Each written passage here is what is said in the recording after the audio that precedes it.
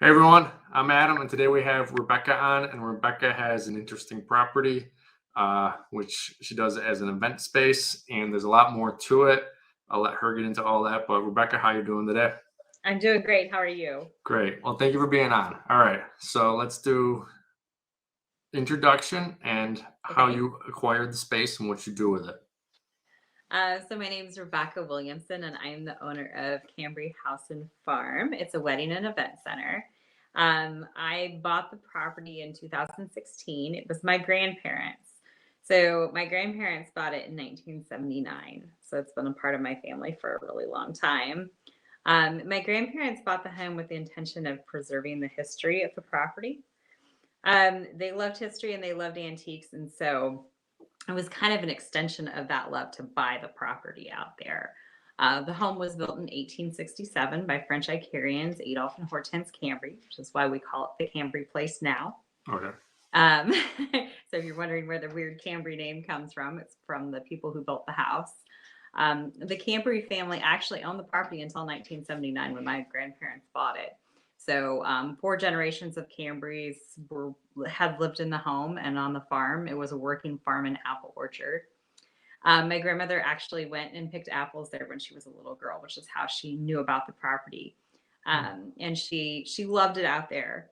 And then when the house went up for auction, she went out there and it was exactly the way she remembered it as a little girl, which there's just not many places you can say that about.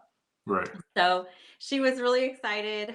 And they bought it, like I said, with the intention of preserving the history of the home out there because they never intended to live there. They lived like about 15-minute drive away from the farm. So they just preserved the history of the home. It was really well built. So just they didn't have to do a whole lot, just like general maintenance and upkeep and stuff. And so then after they passed away, they were talking about different things that we were going to do with it. And they decided to sell it. And when they talked about selling it, they talked about, you're gonna have to be totally gutted and remodeled. And that just the idea of that just broke my heart. And I just bought it. Basically, kind of a spur of the moment. I can't let this property disappear and go away. Right. I wanted to continue what my grandparents were doing, the preserving the history and the stuff of the property. So I bought it on a whim and then said, "What am I doing with this?" Okay, so your plan wasn't to get into doing events there. You're just like had to come up with a plan. Yeah, I had to come up with a plan. So then, and then of course, trying to describe to your friends that I've bought a 3-bedroom home that I will never live in is kind of a crazy thing to do. And so then it's like, well, what am I going to do with this space? And over the course of the years, my grandparents, they did craft shows out there at the farm and then they did weddings. So I've had several cousins that got married on the property. And so I decided, well, if we've had a few weddings, then surely I can do a few more. That just seemed like a natural progression. Right. Um, so yeah, that's kind of my story in a nutshell. Is like, oh, I randomly bought a farm and decided to open a wedding venue. Right. So you call it a wedding venue, but from the Yes. outside, someone's gonna be like, "Well, there's no barn to be in. There's no building where 200 people are in. Right, So right. how is it a wedding venue? Okay, so I am an outside wedding venue. That means that all of my event space is outside. Okay. Where are you located? I am Illinois, actually right outside of Nauvoo, Illinois. So I'm really only at an event center in the really nice weather. Okay, and then there's also rain that could happen, Yes. right? All Yes. right. So yeah. So then yeah, I have a lot of questions about, what do we do if it rains? And so yeah, they rent tents. Okay. Are most weddings in a tent, or will people just risk, we want an open air wedding? um, most people go ahead and rent the tent. Okay. Most people will rent the tent just to make sure that they are set. um, I do have a barn, but it's really small, like 30 people. So some of the smaller weddings will go without. They'll like risk it Okay. and try to do without. But almost all of my weddings will rent a tent. Okay. And then did they get the house as well? Did they get to stay there? Absolutely. So that's Okay. part of my venue package is um, I rent out everything. It's uh, because when I was putting together, I was like, okay, well, I'm going to have a wedding venue. What am I going to do? Right. So I looked at a whole bunch of other venues and what they were doing. A lot of the venues will nickel and dime a couple to death. I don't know if you've looked at some of that, but like there's extra fee for using the kitchen. There's an extra fee for this. There's an extra fee for that. And Right. I chose not to do that. Mainly because like I don't know about you, but when I'm looking at a place and I'm like, well, I look for the price. I look for what I can afford. Right. So then when you have all these added fees and stuff tacked on, you may be able to afford a price, but can you afford the price after they tack on all the extras? May or may not, you know. I personally think that they should know the price going into it. They Right. should know coming to my venue if they can or cannot afford it. So, and so yeah, I like my package includes everything. It includes the entire rental space. So the house, it's a 3-bedroom house, and that's included in the venue package. So I also do something a little different there too. Most venues have like a really tight window of time. I like to give my couples from Friday evening until Sunday noon. I give them the That entire weekend. I was gonna ask that. I don't know if you know this because we met on a different Facebook page, but Right. I have a party rental company. Yes. So we show up to these barns all the time, like a more traditional giant barn Yeah. inside, and they are called wedding mills. Basically, Yeah. they pump out a Friday, Saturday, Sunday wedding, Yeah. and then sometimes we have to show up at 11 o'clock to pick something up because the Yeah. next wedding starts the next day, I know. and It's the bride's crying, the groom's getting in a fight with people. It's a mess it is. because yeah, and Yeah. then to your point that these people rent these barns and then they start asking, well, we need to do this and that, and they're like, oh, well, that's another 500. Oh, that's this, and then their wedding just ballooned. Yes. So I like the idea of having it longer. It's more relaxed and Right. And that's what not all the fees. when I talk to my brides, I'm like, you're gonna want a rehearsal. You're gonna want to come out to do rehearsal. So, your wedding is Saturday. Well, your rehearsal is Friday, the night before. So you should have the venue the night before. And then why should you be rushed? A lot of the venues will give them like a 12-hour window or even an 8-hour window. And so Right. they've got to fit their rehearsal, they got to fit their setup, all the tents and tables and chairs and everything. They have to fit that in such a tight window, and then clean it up afterwards and return the venue to a good spot. I don't want my brides to feel rushed. I want them to have a good experience where they are enjoying their weekend. You know, Right.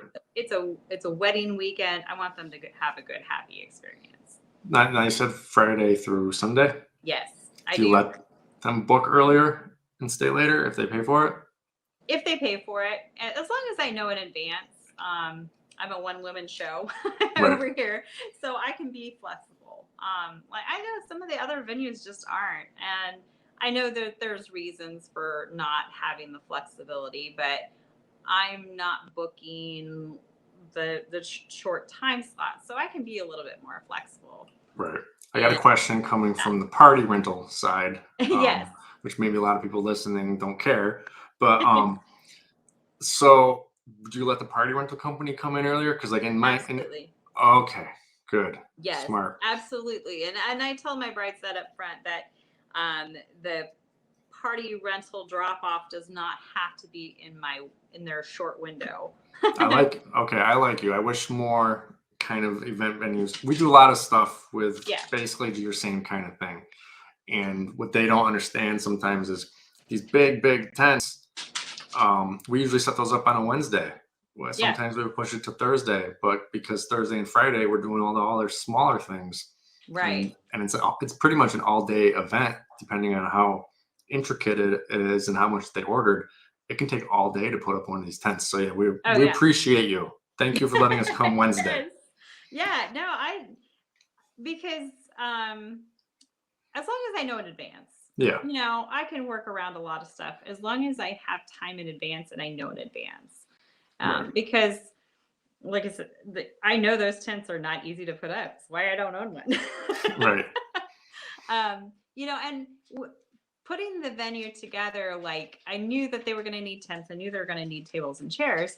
And I went to look at purchasing that for myself. And number one, it's a huge outlay of expense. Right. And the second reason why I didn't do it is storage, because then if I buy all that stuff, then I have to store it somewhere. But my main reason for not doing it was looking at the rental companies and seeing all of the choice that the brides have for tables and chairs, and I couldn't provide that type of choice for them. Right. They would, they'd be locked into like my one little type of table and chair, where versus the rental companies will have like 4 or 5 different chair styles, and not knowing exactly what you have there. But, they'll have different tables, they'll have round tables, they'll have long tables, they'll have wood tables. I mean, there's so much variety, and brides want their wedding to be their own. Right. So using a rental company, they can make their wedding their own. It becomes their vision, their own personalized wedding. So Right. one of the advantages of using my outside space is that their wedding becomes their own, and they can set it up however they want. And like by using the rental company, they can make it individual and as expensive or inexpensive as they want it to be. Right. Now, on your property, is there multiple locations? Is there flexibility with that too? Absolutely. So Okay. my house sits in the center, the little house, which if you see pictures of my stuff, my cute little house, I take pictures of it all the time because it's just so cute and gorgeous. But the house sits in the center, and I have a large lawn that sits both in front and behind the house. So it kind of creates 2 separate spaces, the front yard and the backyard. And usually they'll do the ceremony behind the house and then the reception in front of the house. And I Okay. also have a cement patio that they can do dancing and put the DJ and stuff on, or do the ceremony on the patio. There's so much flexibility when you do it outside like that. Right. Yeah.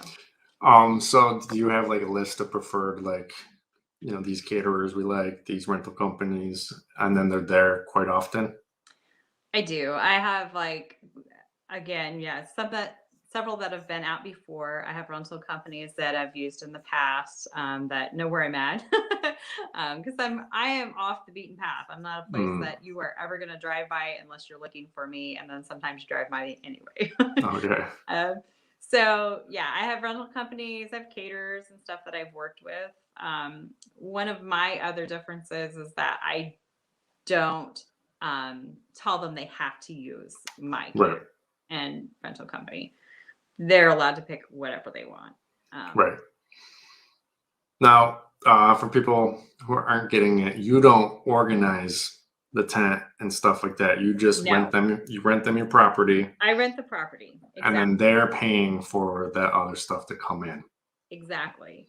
I don't do, all I'm doing is turning over the keys to them. That is the only thing I'm doing.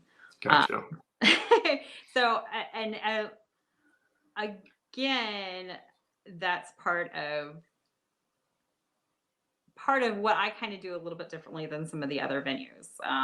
Some of the other venues insist on setting all of that up themselves, but they're taking on more work. Right. To me, that is the bride's responsibility to pick out what she wants and stuff. I will help to some extent. I will charge an extra fee though for Right. um, Do any of the brides, when they come and see your place, and I don't know, are you comfortable saying how much you rent it out for? oh, sure. Okay. Yeah. How much do you rent it out for? My weekend package is $500, Okay. which is super competitively priced, mainly because I know that they're going to pay extra for the tents and all the other stuff. that comes with a wedding, they're going to pay a ton of extra for. And I just want to make sure that I am pricing myself affordably to make it affordable for them too. Okay, so they come, they see $500, they see your pictures, there's tents, there's tables, or whatever. Yeah. Do sometimes they think that all of that is included in the $500, or I'm going to imagine most of them understand, but is there sometimes where they just think, what, you don't get the tent? It's in the pictures. I try to make it very clear in all of my stuff. So far, I haven't had one that thinks it's included. Okay. Mainly because when they ask me about price, I say, the fee for the venue is $500. You are responsible for tents and tables and chairs. Okay, so you just make it very clear. Yeah, I make it super clear so Gotcha. that they know. Now, you weren't planning on getting into this. No. So someone watching is planning on getting into this. Right. What do you wish you knew then that you now know? One of my first mistakes that I made was not charging a deposit. Okay. I'm like, they'll show up. It'll be no big deal. I held dates without a deposit, and that was a huge mistake. I have a non-refundable deposit now because if I don't charge a deposit, I found out that they don't take having the date seriously, and they will not show. Right. Now, And what if I go held ahead. I held dates that I could have booked otherwise if Yeah. So that was a mistake. Lesson learned. That's what the deposit is for. Yes. You're promising something to someone, Mm-hmm. and not being able to rent it out to other people. So, Exactly. how much what's your deposit? 50%. 50% of the booking must be. I must have that in order to hold the date. Okay, so I gotta imagine there's been some people who've canceled, and they want their money back. My deposit is non-refundable. Right. And I'm not an ogre. Yeah. If you need to change your date, I will transfer your deposit to another date. Right. So basically, I consider their deposit a credit with the venue. So weather. I'm dealing with weather out here. So if there's a reason that you have to cancel because of weather, I had a lot of COVID stuff too. Yeah. I just took their deposit and transferred it to a different date. Right. Like I said, I'm not an ogre. Yeah. No, there's always things like my deposit's non-refundable too, but if they call literally like a week later, it's like, all right, well, yeah, sure, you can have it back. Or if they really, really, really, really are fighting me, I say, if I can book it out again, you'll get a portion of your money back, but otherwise non-refundable. You mentioned weather. So, Yes. So events canceled because of weather, because they didn't have a tent on backup, or? Well, so far, honestly, I haven't had a wedding canceled because of weather. Okay. They've gone forward, Right. even with rain and stuff. Apparently it's good luck when it's raining on your wedding day. Well, that's just what they say to make everyone feel better about it. Right. So one of my brides was super happy that it rained because it was good luck. And right. So now, yeah. Go. Do you require them to get some sort of there's these things called wedding insurance out there for like $150? Absolutely, yeah. Okay. Liquor, how do you handle that? That's a big thing. That is on them. Okay. I do not provide liquor. I don't have a liquor license. Right. I looked into doing that, and I'm not quite there yet. Right. There's a lot of the insurance policy for providing liquor is really stupid expensive. So basically, I'd need a lot more weddings to make that more profitable. Right.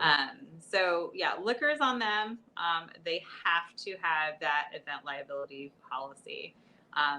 My insurance policy covers the liability for me, but my insurance policy also insists that they have their own liability insurance to cover the event as well.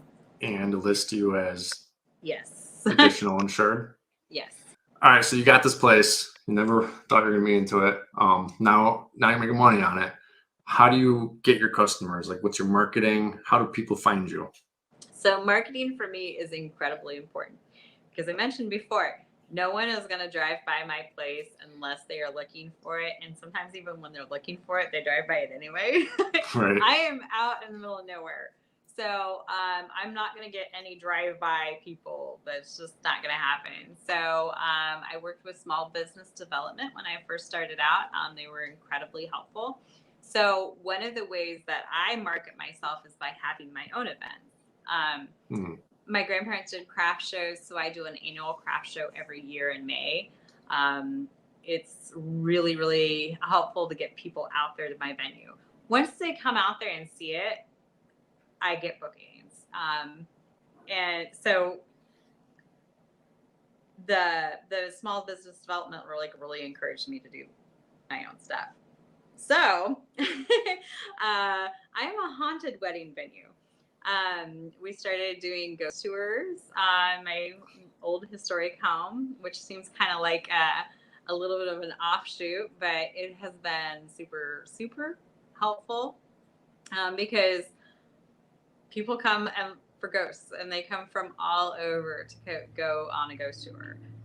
Like I've had people from all over the country come to my place to go to a ghost tour, and then they get out there and they see it and they tell their friends, and so yeah, I'm a haunted wedding venue. Okay. Has anyone decided not to have their wedding there because they're like, oh, this is haunted? People ask me that all the time, and in fact, I had a lot of people tell me not to do the haunted stuff because of that reason. But so far, I have not had one person, at least that told me to my face, they didn't book because of being haunted.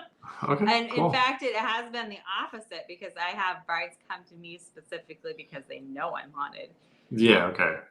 Yeah, You're it kind of helped me get my own little niche of people that are excited about the haunted aspect of it. right.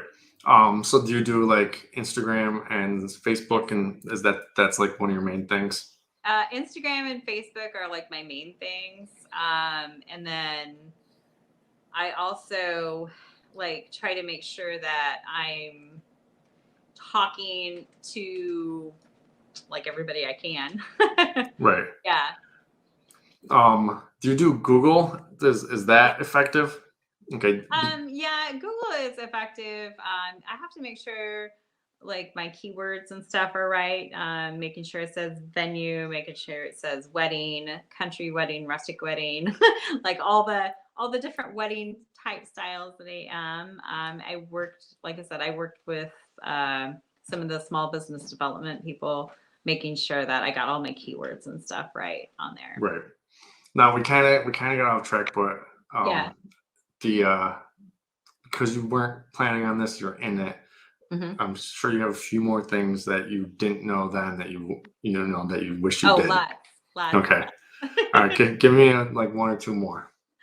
Um, I think one of the most important things is that I learned was if I get people out on my property, I will get a booking.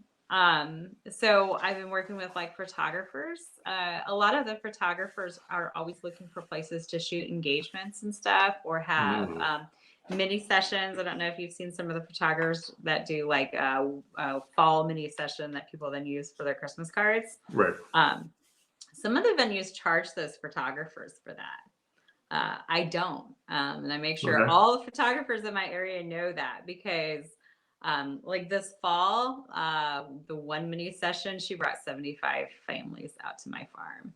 Oh, And that's nice. 75 families that had not heard of my farm before, who actually came out to the venue. And then their pictures were on Christmas cards that went all over the place. So for me, that was incredible advertising that I didn't have to pay for. Right. Do they have to put something on the picture though to like let people know when they're looking at it that it's at a certain place or? Yeah, the photographer tags my location when she's advertising it for herself. Okay.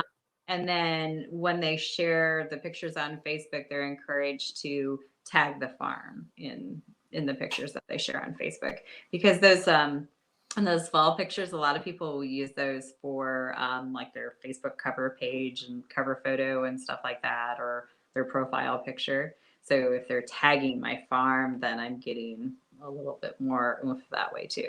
So Okay, cool. yeah. What do you do in the winter when you can't have outdoor events? What's the space used for then? So I basically kind of winterize it. It gets shuttered for the most part, from like December through April. Okay. And that's the when I concentrate on um booking, trying to Right, get doing wedding expos and stuff like that. Most brides get engaged in December.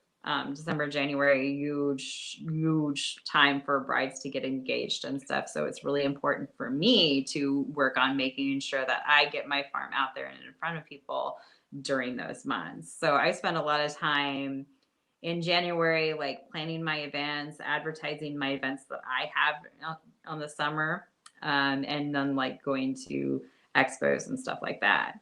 right. Um, this is just an idea because I'm Yes. thinking I'm just thinking what's she doing with this in the winter? Do you ever think about doing like Airbnb or something just for the winter to get some money in?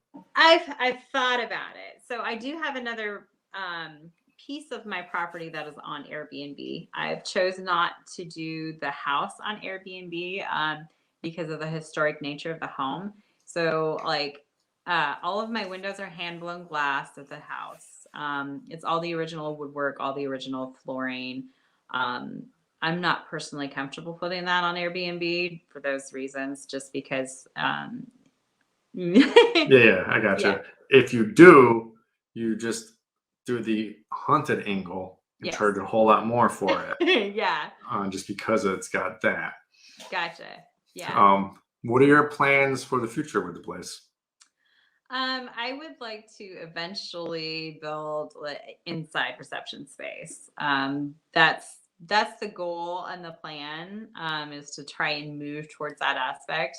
Although I will say that buildings are super really expensive. Yeah, yeah, When you're talking about, enough space for 200 to 300 people, you're talking several $100,000. right, Um, so I'm making my outdoor space work. But honestly, I've been super successful using just the outside space. yeah, Brides are looking for that right now. I mean, it's just one of those things that people are looking for. The pictures are so gorgeous from the outside wedding. Um, that it's really great. But yeah, I would eventually like to do the inside space. I'm working there. It'll be a yeah. little while, but I'm getting It closer. does take away from the flexibility, but Yes, also you can charge more now, though. that's true. You can charge more. So, But like one of the other things I look at, like my roads in the winter are not the best. right, So even if I were to have the inside space, there's probably like December, January, February are going to be months where I'm probably not going to be able to get people out to my farm just because I am so remote out there. right. I got an idea based on my own experiences. Yes. So there's a place near me where we always put up the tent all the time. Sorry, It's cat. okay. I got cats. I close the door because they do the same thing. They just want to be in front of the computer. But anyways, we did that place all the time, 40 by 60 tent. Eventually, they ended up building their own 40 by 60 pavilion, but not like a pavilion you go see in a park. Like, it was a bit nicer. So it's completely open, but they also installed systems where they can use basically our tent walls and attach them. So if they needed to, they could enclose the pavilion Oh yeah. quickly and easily. Uh-huh. And when they didn't need it, it was open air. So it was like, it was kind of indoors, but it wasn't. So, but it was really nice looking, not Yeah. municipality kind of like park Right. No, pavilion. I've looked at some of those too. It's hard to know, where to spend your money. Yeah, Yeah, because like when you look at that, like those open air things, you're looking at like, 50, 60, 70, 80, even 100,000 for that. And then you look at like the fully enclosed thing and it's like 2 to 300,000. It's like, you know, right. should I do this? Should I do that? It's hard. It's hard to make decisions like that. But there's a lot of different options too. Right. Well, you're successful with this and it's working. Yeah. In the back of your head, are you thinking like other properties around? Like, oh, I could get that and do the same thing. So, um, funny story. So my property sits on 30 acres. The top of the bluff is a house. Is my little Cambre house. That's my wedding venue. At the bottom of the bluff, I've got an Airbnb. So the Airbnb has been super incredibly successful. That's doing a lot of the underwriting for the venue part while I was ramping that up. And so I bought 2 more Airbnbs this year. Okay, cool. Yeah, so I'm up to 3 Airbnbs right now. So, All in the same area? yeah. So my farm is just outside of town, and then I bought the house inside town. Okay. Do people who are staying or having the event at the Cambre house, Mhm. are they staying at your Airbnbs?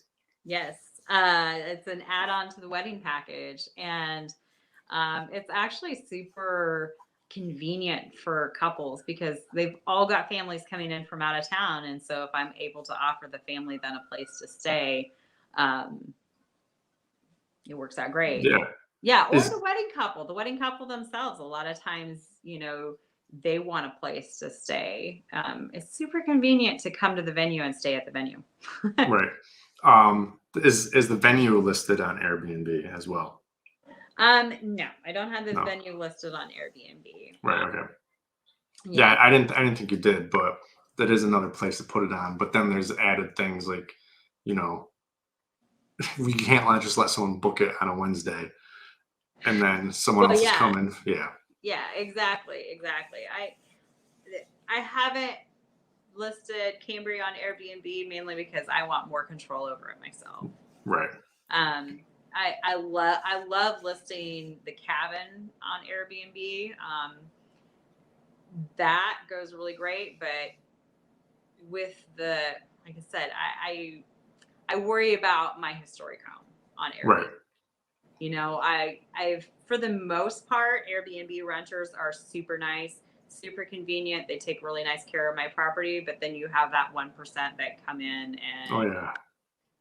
it's only happened a handful of times, but when it does, it's Yeah, I know. yeah, So I have a place that's similar to yours, well, kind of. So we bought a barn that was converted into it's a 12,000 square foot barn converted into a mansion, basically. yeah, And we have a lot of space to do outdoor weddings, and our dining room is actually big enough to do 50 people. So nice, we do kind of what you do, but it's all through Airbnb. We require that they rent from Thursday to Monday, so they have time to set up and time to clean because Mm, we are 100% hands off. yeah, But we do allow events. You're more geared towards events. We're more geared towards just regular people staying. But if you want to have an event, we'll let you, and then we yeah, charge a little extra. yeah, right, But but yeah. A I lot of people have asked me about the hands-off stuff. They're surprised that I'm not there for the whole wedding. I'm like, it's not my wedding. I'm not going to be no there no, for your you're wedding. just providing property. Exactly. I'm just providing space. That's all I'm doing. And cleanup is on their own. If they want me to clean up, then I charge an extra fee for that. Um, Right. like I said, I try to make it, pretty clear in upfront pricing. I don't think that you should go broke having a wedding. No. Like I've seen some brides where like they've looked at other venues before they come to me and they're like, okay, well, how much are you going to charge us to use this? How much are you going to charge us to use that? I'm like, I'm not doing that. I'm not here to break you. I'm Right. here to make you have a gorgeous wedding. I want you to have a beautiful wedding. I want you to be happy and Right. enjoy your weekend wedding. Yeah. I like I said before, I hate those kind of places. I do too. Logistics question, big one. Yeah. You got 200 people there. Yes. What's the bathroom situation like? I have 2 bathrooms in the house. Okay, and they can use that just Yeah. fine? Oh, Yeah. okay. Yep. All right. So at our place, we require them to get a restroom trailer because we don't Uh, want to inundate the septic tank and have yeah. 200 people walking in and out. Yeah. So I've been okay with 200. If a lot of times if they're going to go more than that, they'll want the separate bathroom, and they'll rent their own houses. So there's porta potties that come really nice. I have a company by me that has like these brand new, really nice porta potties they bring out. Right. So, like the trailers with like the real bathroom in them. I'm working on finding somebody with a trailer and a real bathroom. I have seen those at other places, but so far I haven't found anybody local that has one of those. Oh, we'll tell one of your friends to get in that business. They can make money. Right. Yeah. Right. Exactly. That's cool. All right, well, Rebecca, thank you very much. Anyone out there watching, I hope you kind of learned something. You can have just a house that obviously there's got to be something to the house, whether it's old or there's some sort of feature. But you can have a house and have an event place. All right, Rebecca, thank you very much for coming on and sharing about your space. Yes, thank you so much for having me. I'm glad to have an opportunity to talk about it. Yeah, hopefully people, so I always say, like, don't be afraid of sharing, because if people start doing what you're doing, it gets in the public consciousness more. It ends up in magazines, and then you actually get more business because more people are looking for that thing. So even though you shared it and someone might do the same thing as you, it actually makes everything bigger. Does that make sense? Oh yeah, no, and like I said, I'm kind of an out of the box wedding package thinker. I looked at those wedding packages and said, I don't want to do that. I don't want to do that. I've curated a relaxed wedding atmosphere at my farm. Right. And that's the way a wedding should be. It shouldn't be all. You shouldn't be stressed out. There's enough stress with a wedding that I don't want to add to it. Right. And that's been my philosophy from the start. I'm not going to add to your stress. Right. All right. Well, thank you again for being on, and have a good one. Yes, you too. Thank you.